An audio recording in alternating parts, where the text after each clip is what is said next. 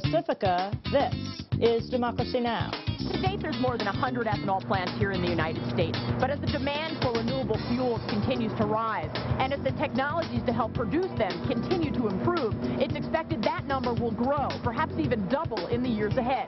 I'm Kate Brooks. A reporter or a PR flack? Today, a Democracy Now! Broadcast exclusive. Fake TV news. Widespread and undisclosed.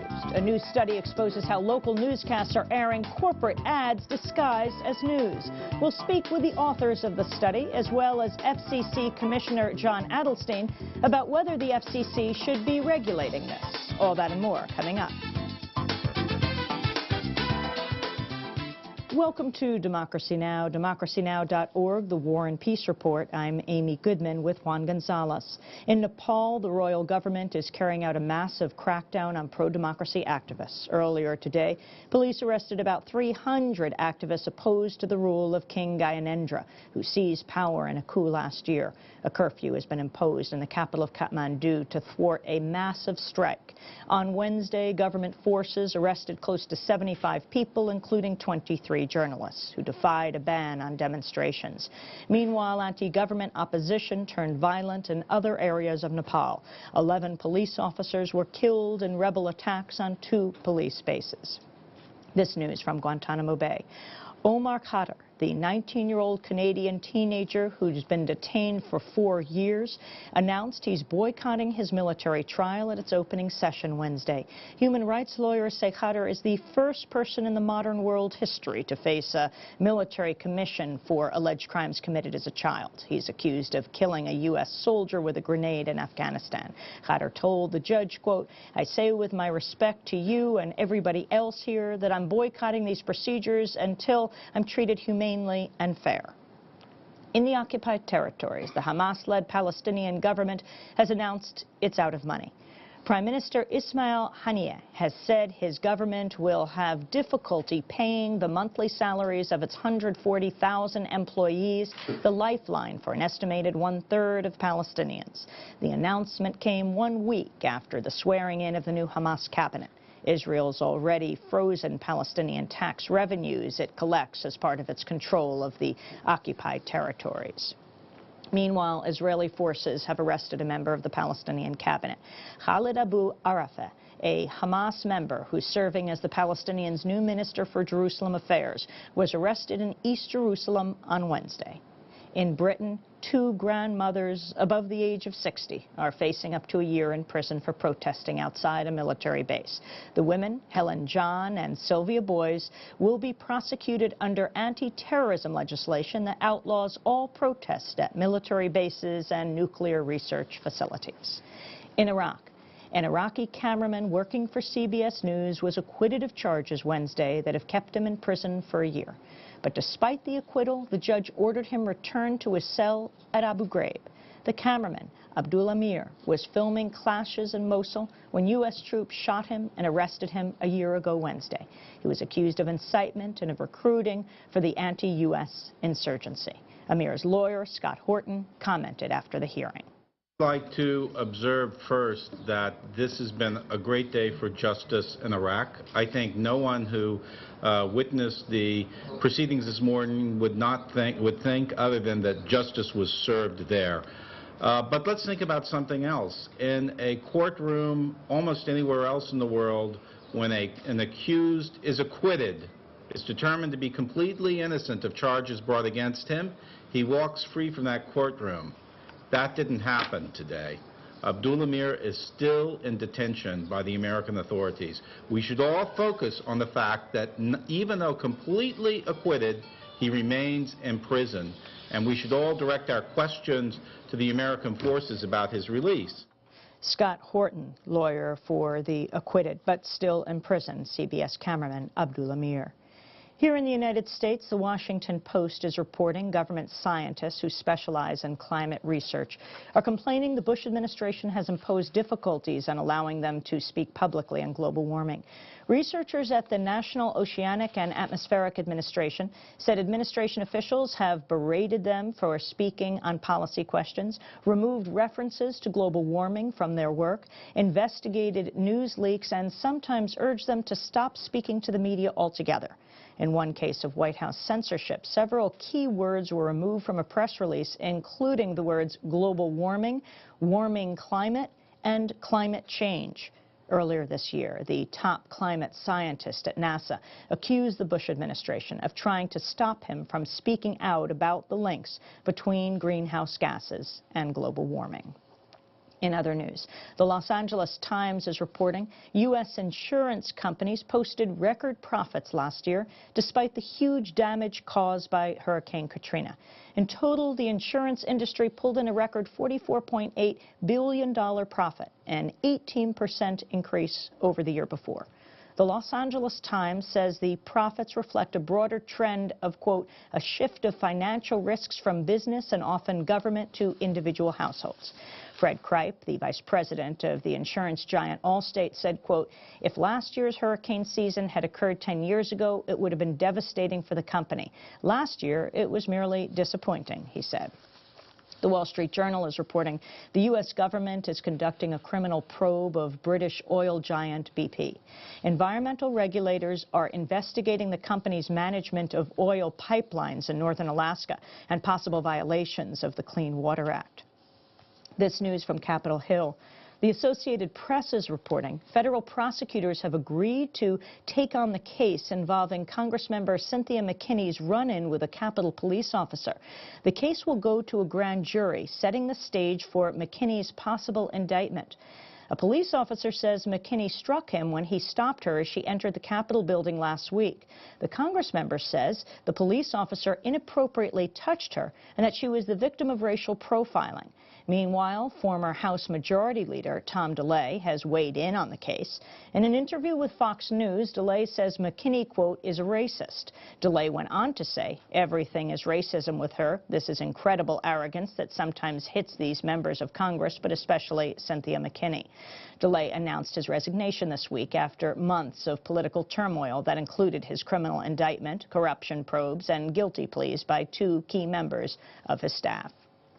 In other news, Duke University has announced it will form several committees to investigate issues arising from rape allegations made against members of Duke's lacrosse team. Meanwhile, the Duke coach of the lacrosse team has resigned and the team's season has been canceled. Earlier Wednesday, authorities unsealed documents stating that hours after the alleged rape, a player apparently sent an email saying he wanted to invite more strippers to his dorm room, kill them, and skin them. It was not clear whether the message was serious or a joke. And the drug giant Merck has been ordered to pay at least $4.5 million to a man who says the painkiller Vioxx gave him a heart attack. Vioxx was withdrawn 2 years ago after a study speculated it doubled the risk of heart attacks after 18 months of use.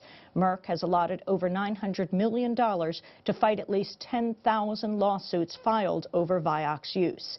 The company has avowed it will not settle a single case.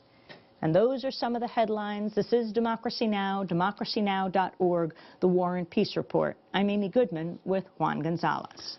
And welcome to our listeners and viewers. And Amy, today is going to be a big day in Capitol Hill on the immigration reform situation. Apparently late last night, Republican leaders in the Senate reached some sort of a compromise that even got the support of Majority Leader Bill Frist, where they would basically cut the baby in half on the issue of legalization and create a complex plan where if you've been in the country if you are in the country as an illegal immigrant for more than 5 years, you would be put on the path to citizenship. If you've been in the country between 2 and 5 years, you would have to go out of the country for a period of time and reapply, but you might be considered for citizenship. And if you've been in the country less than 2 years, you would have no recourse, and you would at most be able to get a temporary worker permit. So it's a complicated solution. It's not clear whether a lot of the Democrats will support it or not, but definitely there'll be a vote today on some kind of a bill, apparently. And of course, there are still immigrant advocates, some of whom are saying it's not worth it now, given how much the legalization process has been changed and all of the other civil liberties issues involved, so that there are some are saying it's best to kill the whole legislation situation. But we'll find out today what the results will be. Whether there will be a bill passed by the Senate or whether the whole thing will be scuttled and they'll wait for a new Congress. Yes, and of course, whatever happens in the Senate, there's still the issue of how will it be reconciled with the draconian House bill. So, well, there's a lot to be determined yet. But now, getting back to the story of the day, is your local newscast airing corporate-sponsored propaganda disguised as news? That's the question raised in a new report examining how local television stations are frequently running stories that are in fact written and paid for by companies like General Motors, Intel, and Pfizer. A new study being released today by the Center for Media and Democracy found at least 77 TV stations around the country aired these so-called video news releases in the past 10 months. The stations are scattered throughout the 30 states and are affiliated with all of the major networks, ABC, CBS, NBC, and Fox.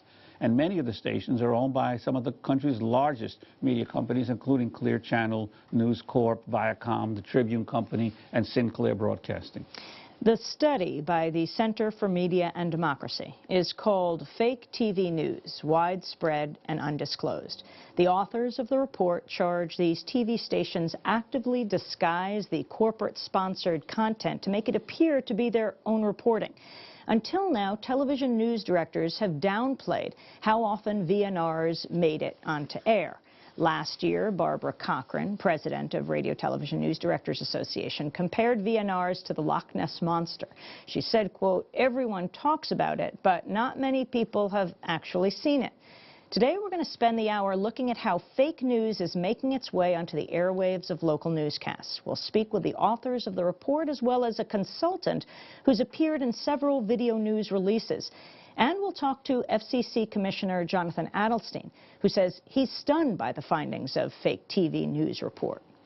But first, we will air some examples of how video news releases are used.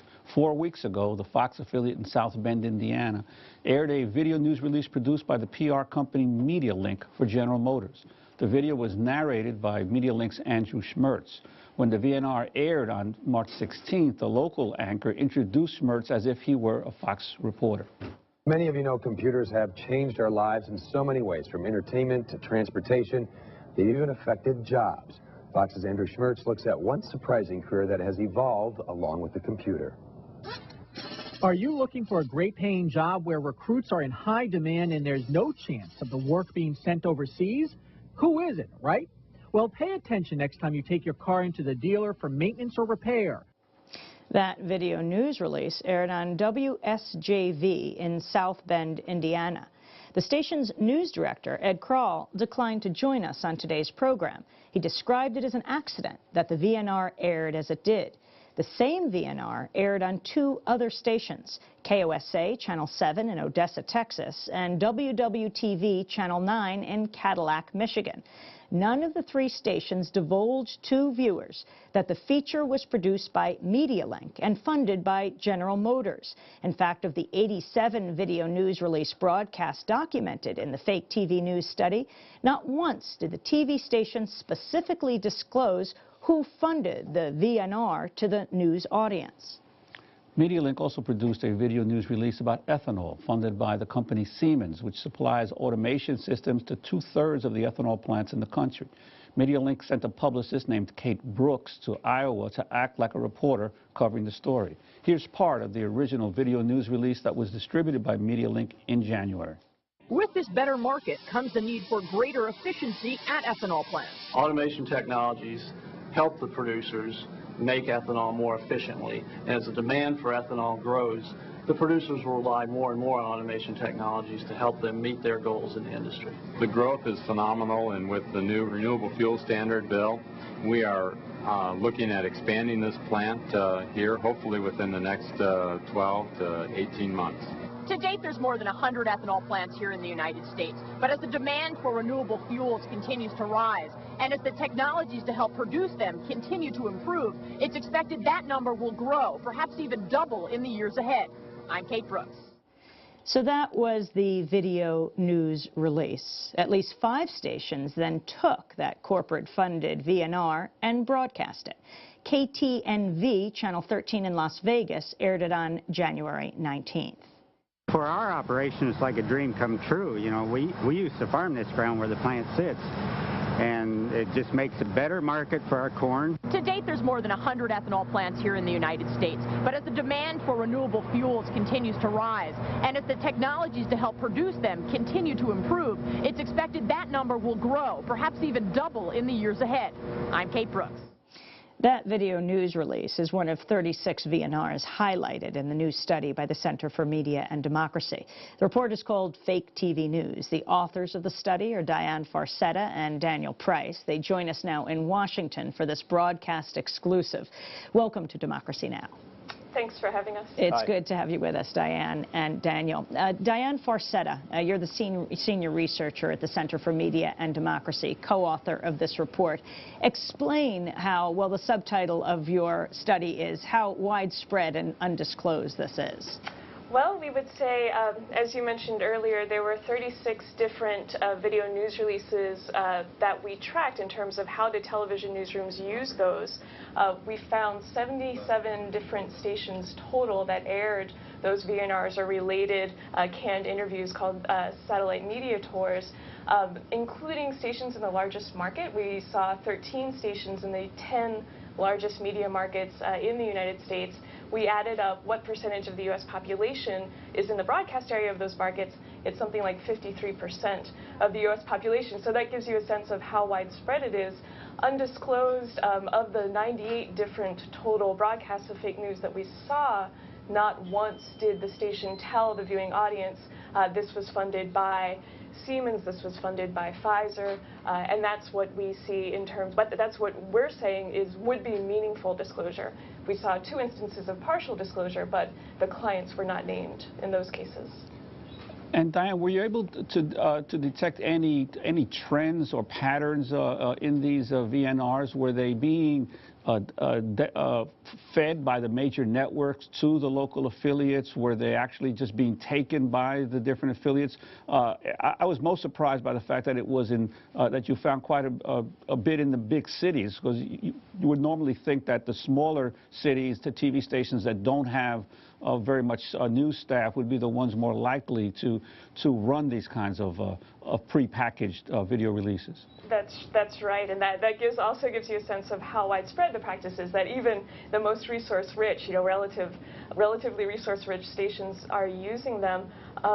In terms of patterns, I would say one thing that really stood out is that in more than 1/3 of the cases where we saw video news releases being broadcast, the entire prepackaged part. So video news releases contain a prepackaged, ready-to-air portion, and then usually extra video called B-roll. In more than 1/3 of the times that we saw video news releases being broadcast in these stations, they just put on the air in their local newscast without disclosure the entire prepackaged segment. And that was something that was pretty interesting and pretty unanticipated by myself and Daniel Price looking at this when going into the study. Daniel Price, let's talk about the Fox report that we saw. Now, this was a case where they didn't use their own reporter taking the scripts from the corporation that pays for the VNR. They actually called the PR flack their reporter by saying Fox's. Correct. Explain. One of the things that they do to help pass off the story as their own journalism is when they don't revoice it with their own reporter, they will introduce the voice of the original narrating publicist as if he or she were a reporter at the station. So instead of saying GM's Andrew Schmertz or Media Link's Andrew Schmertz, which would be the more truthful disclosure, they just say that basically this is Fox's Andrew Schmertz. Or in most cases, they'll just say Sonia Martin has the story. Shall we? And you don't have any indication that the companies or the public relations firms are actually paying for these releases. They're just trying to get them disseminated to get the particular perspective of the company on the issue involved or the product line that's being promoted. Exactly. We have no evidence that there's any financial compensation. However, it's really important to note that the newsrooms are very cost conscious, and every minute they get of someone else's content that's just ready to plug in is lots of money saved for them. So some newscasts have 4 to 6 hours a day of local news airtime to fill, and not enough people to fill it, so VNRs are kind of like manna from heaven for them. I want to turn now to a video news release about the prescription skin cream Mimix, manufactured by Stifel Laboratories. More than 15 million Americans are diagnosed with atopic dermatitis, commonly referred to as eczema. The chronic inflammatory disease that affects 90% of patients within the first 5 years of their lives is characterized by red, dry, itchy skin that rashes. This uncomfortable and unpleasant condition largely affects children, but can also affect adults and often leads to sleep interruption due to the severity of the itch. While the cause of eczema is unknown, doctors say it can result from genetics, environmental factors, or an overreactive immune system. While many products to treat eczema are currently available, the FDA has recently cleared a new approach in managing the signs and symptoms of eczema called Mimix cream. Our goals in managing eczema are basically twofold. First of all, we want to relieve the signs and symptoms of the disease, and secondly, we want to try to rebuild the skin barrier that is usually compromised in individuals with eczema. On December 19, 2005, WYTV Channel 13 in Youngstown, Ohio, ran a news segment based on this video news release. Viewers were never notified that the segment was paid for by the skin cream manufacturer, nor were viewers provided with any of the medical warnings included in the original VNR. The government has approved a new treatment for a chronic skin condition that usually begins in childhood but can stretch into adulthood. In Lenrum's Local Health, we'll show you this new approach to eczema. If you have eczema, chances are the first symptoms showed up before the age of 5. It affects 15 million Americans. Your skin develops a red, dry, itchy rash. While the cause is unknown, doctors say it can simply run in the family, or you might have an overactive immune system. The new treatment is called Mimix. It's a prescription cream. It has a dual function to both rebuild the skin barrier and to reduce the signs and symptoms of eczema. That news segment ran on WYTV Channel 13 in Youngstown, Ohio. The station's news director, Pat Livingstone, declined to come on Democracy Now! Today, but he defended the airing of the video news release. He said the station's health reporter checked the claims of the report with local doctors. Another station that aired portions of this VNR was WCPO Channel 9 in Cincinnati, Ohio. The station's news director, Bob Morford, also declined to come on the program, but he did issue a statement to Democracy Now! He wrote, quote, "I understand and share concern about the use of video news releases. They can be misleading given that they are often created at the behest and expense of a company, an activist group, or a governmental agency. Therefore, we treat them carefully. However, we do not refuse to use them for the same reason newspapers do not ignore or fail to read and use written press releases." Bob Morford from WCPO in Cincinnati went on to say, quote, in the specific case to which you refer, our story ends with, quote, "Right now, Mimix is only available by prescription. We feel this is more than adequately covering the contraindications concern. It's the doctor's job to know the problems and to warn the patient. It's also a reasonable patient who asks the doctor about any possible side effects." Diane Forcetta, can you talk about the use of this VNR as a health news report? Right. Well, I would say what's important to know is that if this company, if Stifel Laboratories were to put out just an advertisement, an out-and-out television advertisement, that advertisement would need to include, when it was broadcast, risk or contraindication information. The FDA regulations as far as video news releases that promote a prescription drug or other regulated product is that when it leaves the broadcast PR firm, it needs to include that risk information, but the ability of the FDA to regulate the information that goes out ends at the newsroom door. So it's concerning to hear that at least some stations are thinking that the fact that they flag this kind of thing just as a prescription is sufficient disclosure, because obviously you have and this gets into the difference between the print press release and a video news release, is that the entire thing is scripted, who's on, what they say. Oftentimes it's rehearsed beforehand. The entire job of a broadcast PR firm is to create a segment that leaves viewers with the message that the paying client wants them to have. And I would say just lastly, in addition, a print press release is generally, although sometimes they are copied and pasted, which is obviously also bad journalism, but the intent of a print press release is to give journalists a heads up about something, to inform them about something, to be a starting point of a story, whereas a video news release is the ending point. It actually replaces the journalist. So in other words, what you're saying that in some of these cases, like with some of these prescription drug situations, that the news broadcast is actually providing an even more one-sided view than the video news release produced by the companies in terms of the information it provides. That's correct. And if you just look at some of the studies that have been done of the direct-to-consumer drug advertising, which the U.S. is only one of 2 countries that allows that, you'll see that increasingly patients go to their doctors asking for a specific brand name, of course, medications, in a way that's sort of instead of talking about their symptoms. So this is part of a larger problem in many different ways, but it certainly is a very one-sided and I would say irresponsible way to provide especially complex medical information. We're talking to Diane Farcetta, senior researcher at the Center for Media and Democracy, co-author with Daniel Price of the report Fake TV News, Widespread and Undisclosed. When we come back from break, we'll go to, well, who some have called the queen of VNRs. Stay with us. Wish you were as soft and smooth. The World in a Minute. 40% of the station carries no news of the world. Corporate America owns all the networks. Freedom of the press is only guaranteed when you own the press. Communication breakdown. Pause for the message. Wake up. Every station is a gentrification. Global syndication is the shaping of the nation.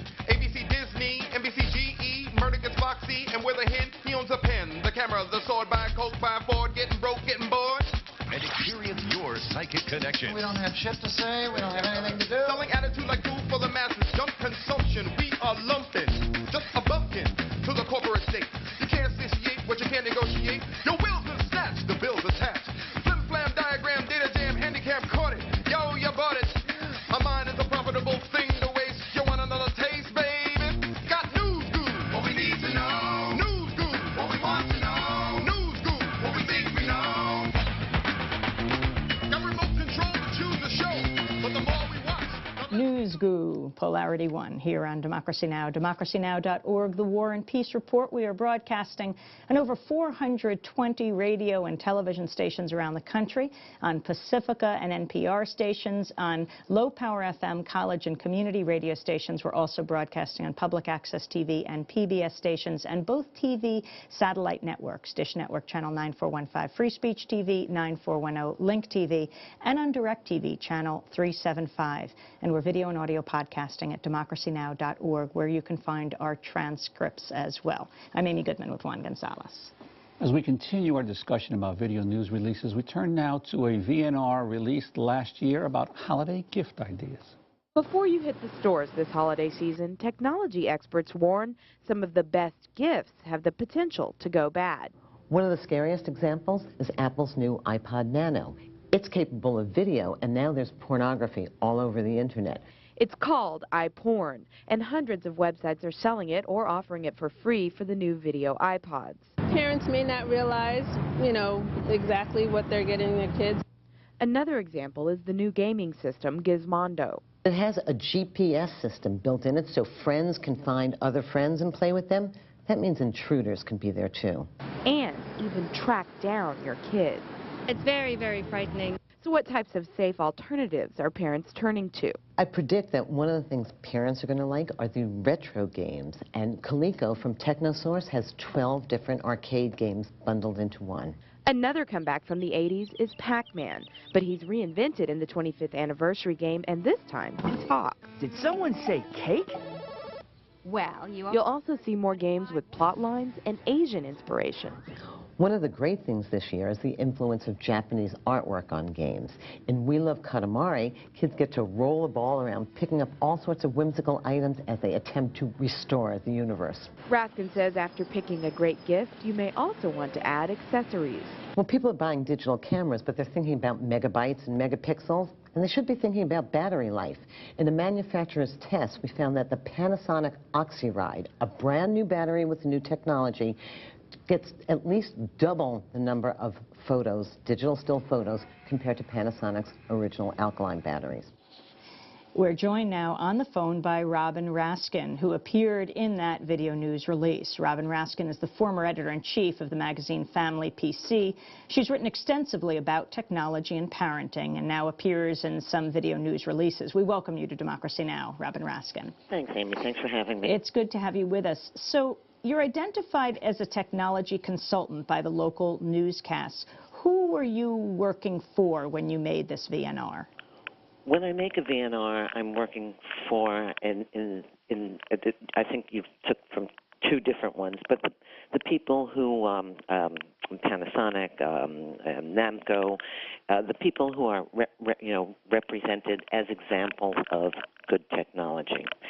And so, I've been pretty upfront, actually, in my VNR life and telling both stations and as many other people as I can exactly what I do, that I'm a technology expert and spokesperson, which was a very conscientious decision on my part after my last magazine closed. And I said I had to broaden my interests and do different things, really to support my family and to support and expand my career. But now, when the news organizations, the local stations play these, they almost never identify you as someone working for the companies. And do you have any concerns about how they are, in essence or in effect, misrepresenting the VNRs that they're getting? I do. I mean, I have so many concerns. I could write a book of concerns. I actually, stepping back from my concerns for a moment, I don't think there's a line in that would have been different no matter who paid me to do it, whether a station paid me or whether they paid me, but that's actually beside the point. I think that the stations should call me a spokesperson, which I am, and I think that they should identify me as a spokesperson. I don't pretend to be a journalist in those instances. I'm very careful not to do anything in my life now that would be perceived as journalism. I don't write for my PC magazine where I was the editor anymore because I don't review products. When I do write about technology, it's to educate, not to say this is the best, this is the worst. So I'm very careful. I do a lot of public speaking. I try to do what I do and what I made a very, conscious effort to do. I try to do it as best I can. And yes, do I think there's something in the report to be learned? Absolutely. Robin Raskin, I want to ask you about what are known as satellite media tours. I know you did a number of live interviews during newscasts on behalf of Panasonic, Namco, and TechnoSource. Let's play a clip of your appearance on KGUN Channel 9 in Tucson, Arizona. The latest and greatest high-tech gadgets are on many wish lists this coming Christmas. Yeah, I got a few myself. The only problem, how do you tell if they're good or not? Tech expert Robin Raskin joins us now with tips. So you have your list, you're checking it twice, all that kind of stuff?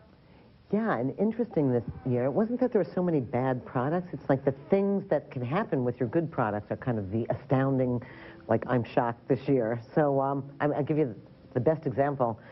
Everybody has one of these on their gift list for somebody? Oh, yeah, an iPod. Right? Well, as soon as they announced, no sooner did they announce the iPod Nano, the video one, there was scores of iPorn everywhere. It's become a pedophile's playground, and so parents really need to know, if you're going to give your kids an iPod, you must go on and check it to make sure this stuff is free. It's on Apple iTunes. It's not like they're hiding it anywhere. So it's just a whole new thing to watch for. That was a clip of an interview our guest Robin Raskin gave to KGUN Channel 9 in Tucson, Arizona.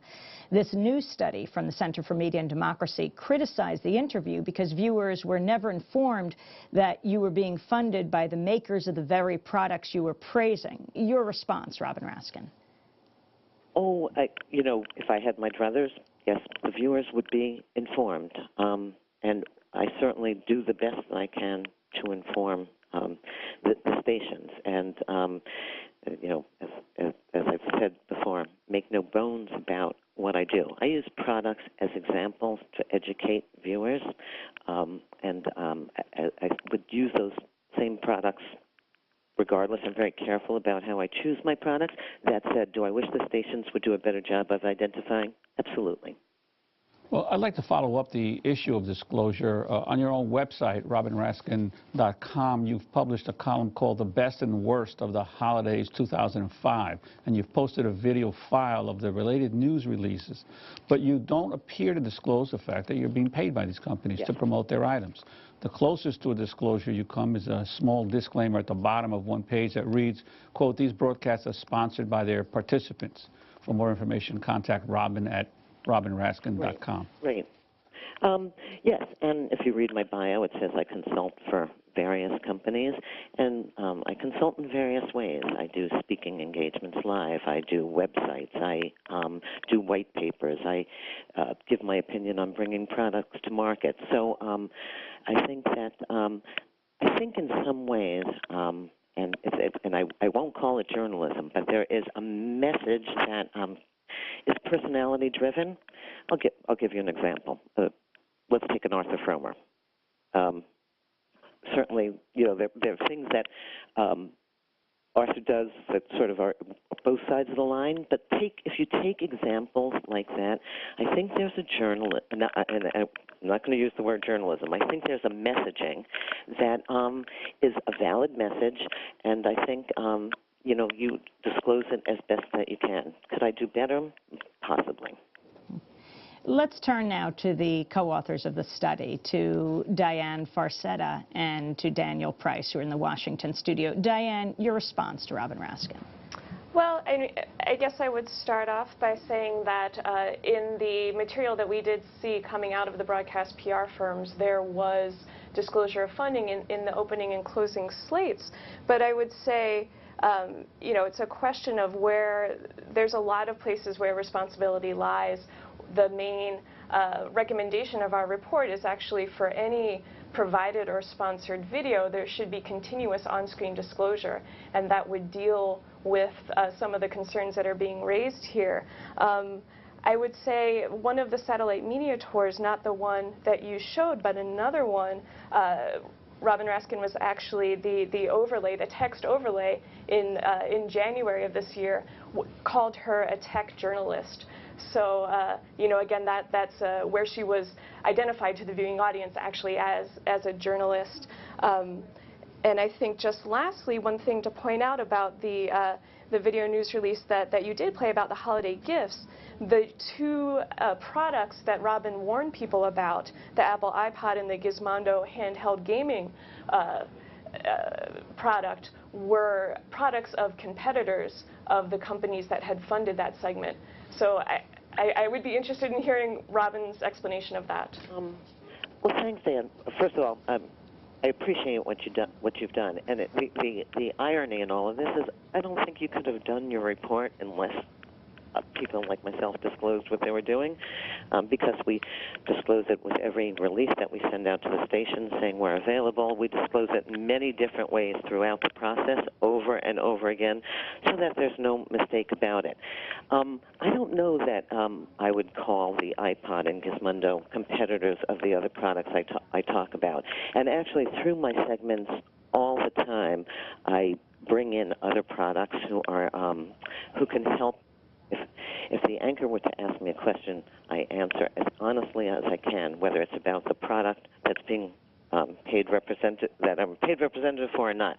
I'm an expert in technology, and I try and bring that expertise in a very fair, uniform way to all the products that I talk about. So if I were there talking about these three, but you asked me about the iPod, I would answer as honestly and as best I could, and that doesn't change. As I said, that's sort of separate to the argument of should there be ongoing disclosure. I think there will be movement. I think that this industry is changing. I think you're looking at not just television, but what's happening on the internet too. But I think there's room for messaging on many different sides, as long as you are transparent and honest about what you do. Would you support our call for continuous on-screen disclosure of sponsored video news releases and satellite media tours?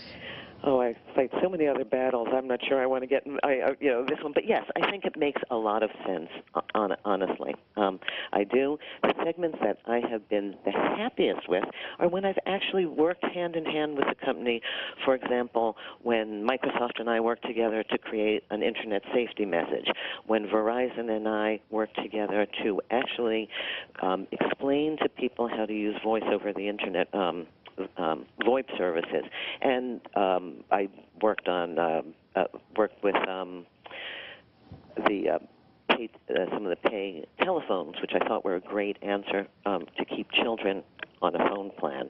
So I think that every instance when I've actually worked with the company, I am very proud of those segments, and I'm also very proud of being a spokesperson in the technology industry. I think it's a great industry that, by and large, tries to educate people, and television is one of those ways. I do think your report is important, and I do think that it should be paid attention to, and I hope by coming on this program, I'm kind of letting another side of it be known. There is disclosure. There is every attempt made to make it an educational segment that shows products in the appropriate light, and that's where I feel like my part of the job comes in. I'd like to ask Daniel Price. Barbara Cochran, the head of the Radio and Television News Directors Association, has said in the past that this whole issue of video news releases is akin to the Loch Ness Monster, that it's more hype than real. Your response after finishing this report as to whether the Loch Ness Monster is alive and breathing? Well, we managed to find 98 of them without really looking that hard. It was very, very easy. We had just a small sample of video news releases to work from. We searched for a total of 88 of them, and out of those, 36 wound up getting used in newscasts deceptively, without any form of disclosure whatsoever to viewers. So, and that's 98 instances spread out over 36 video news releases. So if that's a Loch Ness Monster, then we got a lot of them out there. Robin Raskin, have you ever had a conversation with a host of a local newscast who identifies you as an internet mom or a technology expert or a producer of a program and said, I really feel you should say I'm a paid Panasonic spokesperson?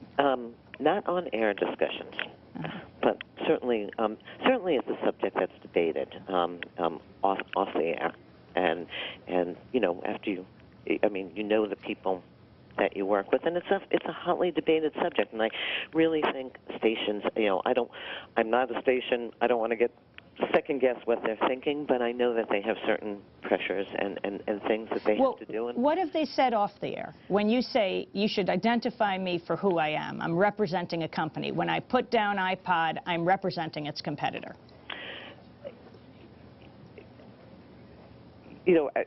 I think if I can sort of, talk about the character of the conversations, we wrestle more with the fact of what's the right thing to do. And nobody's made a clear decision. So it's like, gee, this has come up, we're figuring out what to do. And as you know, some stations have said this segment is funded. And that's absolutely fine and desirable in my book. This station is funded, and a number of stations, probably more and more, are doing that. And, as I said about the study almost couldn't have been done if there hadn't been disclosure, because that's how you find out these things are being done. This is a very publicly open thing, that this is a funded segment. But it's not public on the newscast. They don't often identify you as being paid representative of a company. But let me ask, we're talking about corporate VNR. VNRs. There's already been a big expose on government VNRs. Have you ever done work for the government in reading a transcript that one of the agencies has put out? I did. I served on the National Academy of Sciences committee, and we did a report on internet safety. And I did a satellite media tour, not a VNR, where I spoke live to stations. But that's pretty standard for them to, once they have a report, to have a spokesperson work to issue. And were you identified as a government spokesperson? As a member of the committee, which I was. Robin Raskin, I want to thank you very much for joining us, for talking about the work you do making these video news releases. And Daniel Price, I want to thank you as well, co-author of the study for the Center for Media and Democracy. Diane Forsett, I'd like to ask you to stay. We'll also be joined by a commissioner of the FCC to hear what the FCC is considering doing about the issue of disclosure in corporate and government VNRs. Stay with us. We're going to fix that technical problem. Tick-tock, it's time for a shock. Are you bored? It's time to get awed. ABC, NBC, CBS, CNN, Fox News, breaking news, faking news, the media war. It's time to get sore. This is some kind of bizarre reality TV show. How to keep your sanity while keeping up with the war.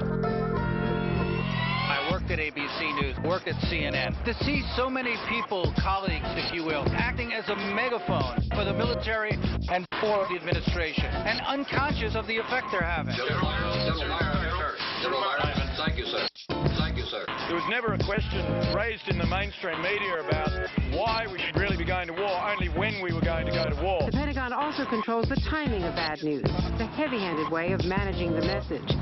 Media war. Managing the message.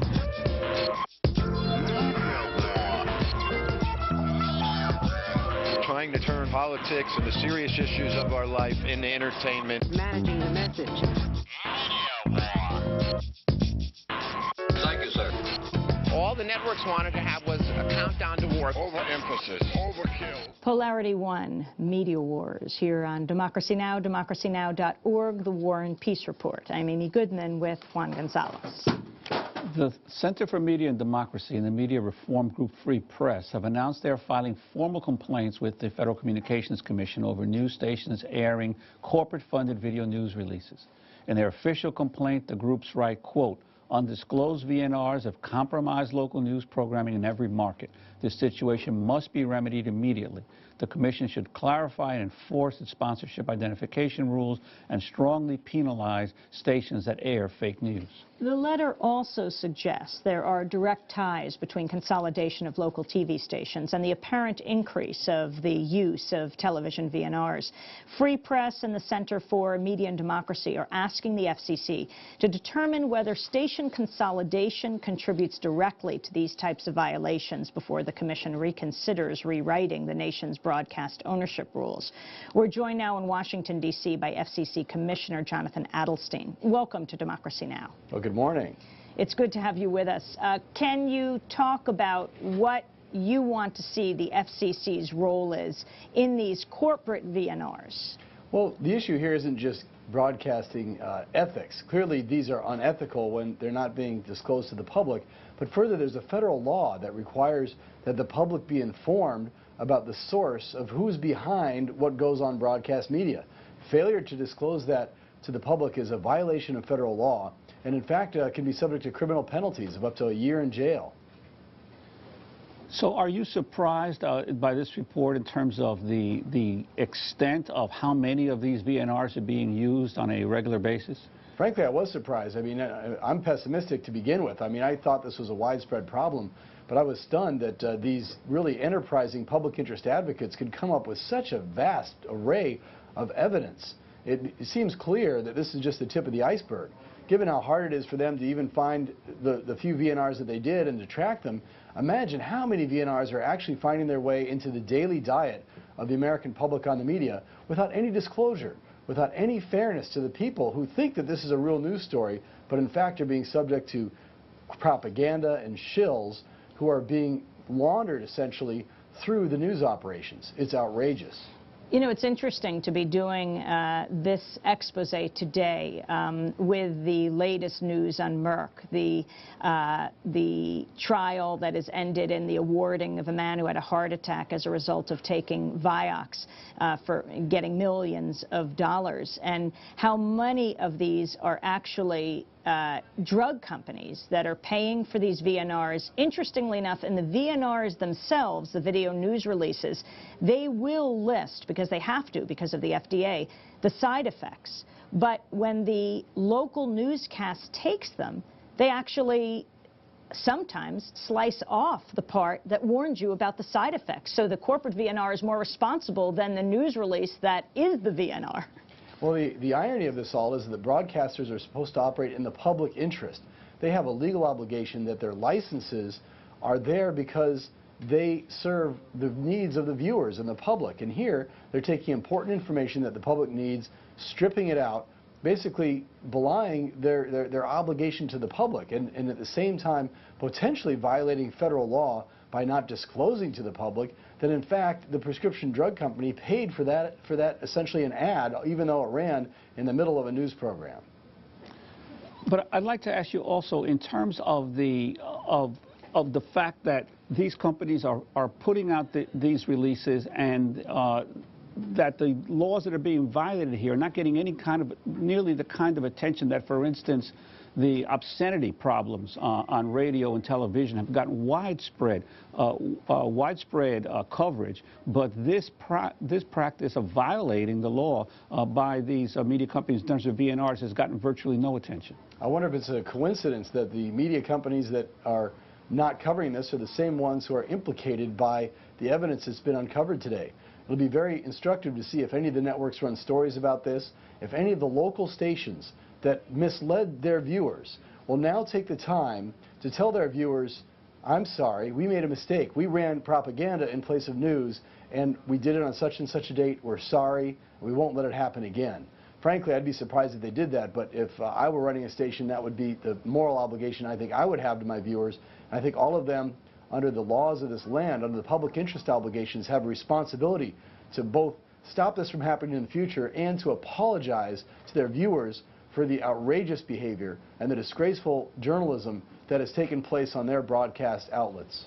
We're talking to FCC Commissioner Jonathan Adelstein. I also want to ask you about government-sponsored video news releases. Last year, the New York Times revealed how the Bush administration has aggressively used prepackaged, ready-to-serve news reports to promote its policies. The Times found at least 20 federal agencies, including the Pentagon and the Census Bureau, have made and distributed hundreds of television news segments over the past 4 years. Many were subsequently broadcast on local stations across the country without any acknowledgement of the government's role in their production. This is one VNR produced by the State Department. The televised images from Baghdad prompted celebrations from Iraqi Americans all across the United States. They seemed to revel in the collapse of Saddam Hussein's regime as much as they did in Baghdad.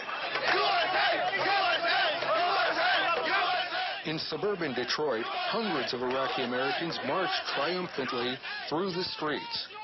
The community of Dearborn is home to America's largest Arab community.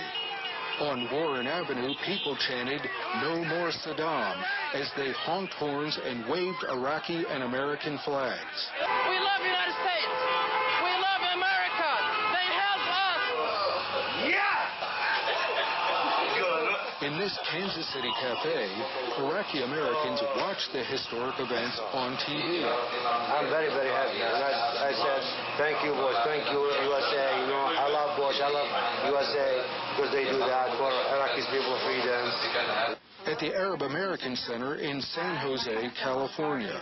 To see him toppled and destroyed, it's very gratifying. It's very gratifying to all the Iraqis. At this Mideastern market in Denver, Colorado. I never heard anybody who said he wants to see Saddam stay. So they all want Saddam to go. For Iraqis living in the U.S., the nearly quarter-century-long nightmare in their homeland is now drawing closer to the end. FCC Commissioner Jonathan Adelstein, that was a VNR, a government video news release that aired as a news report on many local stations around the country. What about this, the government as well as the corporate VNRs? Well, the good news on that is that the Congress has since passed a law in the wake of some of these revelations that requires government-sponsored VNRs to be disclosed to the public throughout the airing of that particular segment. Now, that doesn't mean that that happened in the past, and in fact, we at the FCC have under investigation some of these previous incidents that have been brought to our attention. For example, the Armstrong-Williams incident where he, working for the Department of Education, went on the air to publicly support the No Child Left Behind program and was paid to do so without apparently disclosing it to the public. So we're looking into some of the past cases. Going forward, the government now is required to disclose, but one of the issues is that the corporations, while often disclosing this, are not being held to the same account, because if they do disclose it, it's not getting put on the broadcast outlets as they're required to do by law, and in some cases the disclosure isn't as clear as it needs to be from the corporations. So all of these VNRs need to be disclosed to the public, and I'm afraid that it's not happening now with regard to corporate VNRs, and it hasn't happened in the past with regard to government VNRs. Jonathan Adelstein, how much do you have from your fellow commissioners at the FCC to regulate this, to enforce this? Well, again, the news here is that as a result of all the controversy last spring, in April, the Commission unanimously, on a bipartisan basis, adopted a public notice saying that we were going to enforce the rules vigorously, explaining to the broadcasters what the rules were, because apparently they seemed to have forgotten. So we reminded them gently in April, and guess what happened? All of these revelations that the Center for Media and Democracy has come up with happened after the FCC warned the broadcasters to be on notice. So apparently these warnings went unheeded. Apparently the only way to make them actually toe the line is to enforce the law, and that's what I have committed to do, and that's what all my fellow commissioners voted unanimously to do last April. And now it's time for us to step up to the plate and do what it is that we said we would do. You're going to fine them? Well, you know, we have to determine first that a violation occurred. We have to give them a chance to respond and to say whether or not they thought that they did disclose this, or that somehow they weren't obligated to do so. You know, innocent until proven guilty in this country, but if in fact we do determine that violations of the law occurred, we will fine them, and it's also possible that we could launch revocation proceedings over their licenses. That's available to us as a remedy under the law. Well, I'd be interested to see if this becomes a big topic of conversation at the National Association of Broadcasters Convention, which always happens in the month of April and is a highly attended convention, especially by the electronics industry.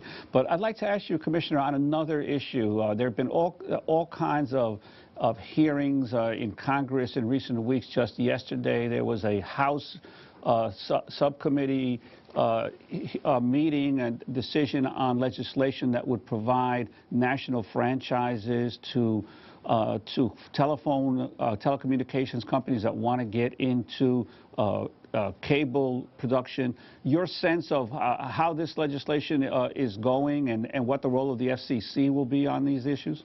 Well, the FCC does whatever Congress tells us to do. There was a defeat of an amendment requiring a build-out by these new telephone companies that are getting into the video business. There is a defeat of an effort to require network neutrality by these providers. So, you know, if Congress doesn't ask us to implement those provisions, we won't do it.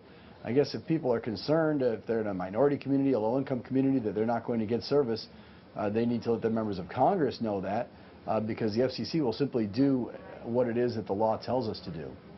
Finally, Diane Farcetta of the Center for Media and Democracy, where can people go to watch these corporate VNRs that have run as local news pieces on newscasts around the country?